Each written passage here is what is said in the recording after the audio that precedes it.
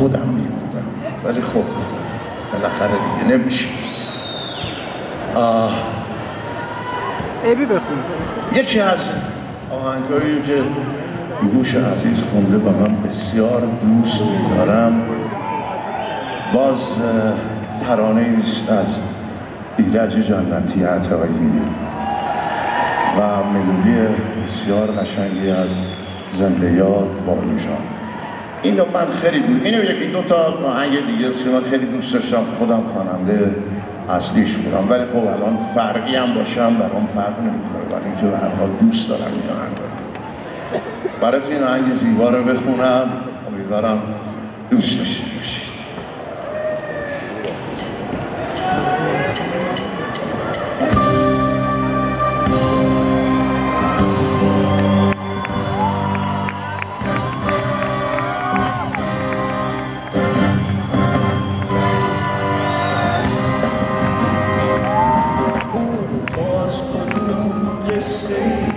که خواستن عادت نبودن فاجعه بودن امنیت،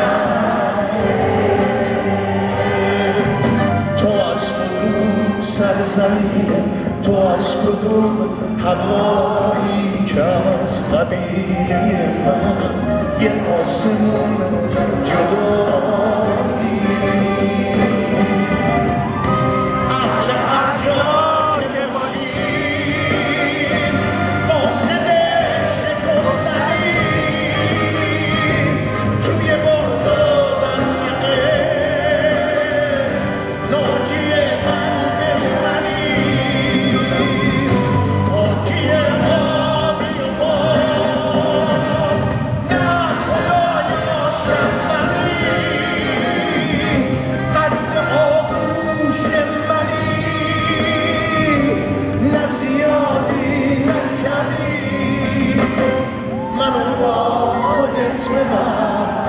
ای تو تکیه گاه من، خوبه مثل تن تو با تو هم سفر شدم.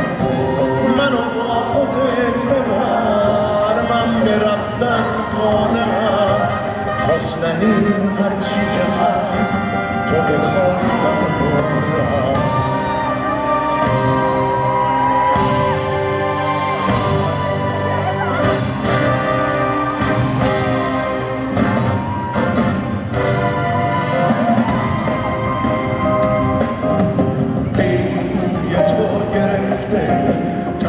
کهنه من چه خوبه با تو رفتن همیشه رفتن، چه خوبه مثل سایه هم سفر تو بودن، هم قدم جاده ها تن به سفر سپردن. چی میشد شعر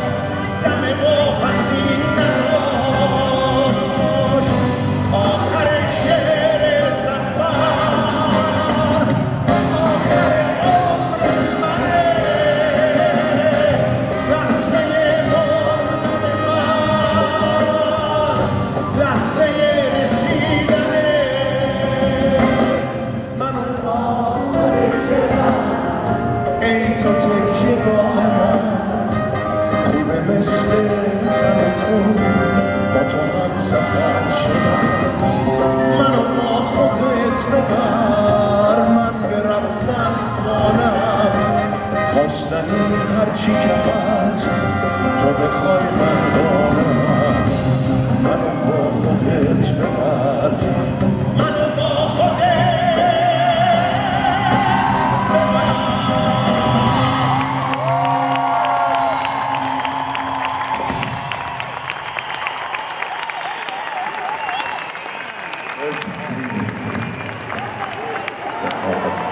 بله.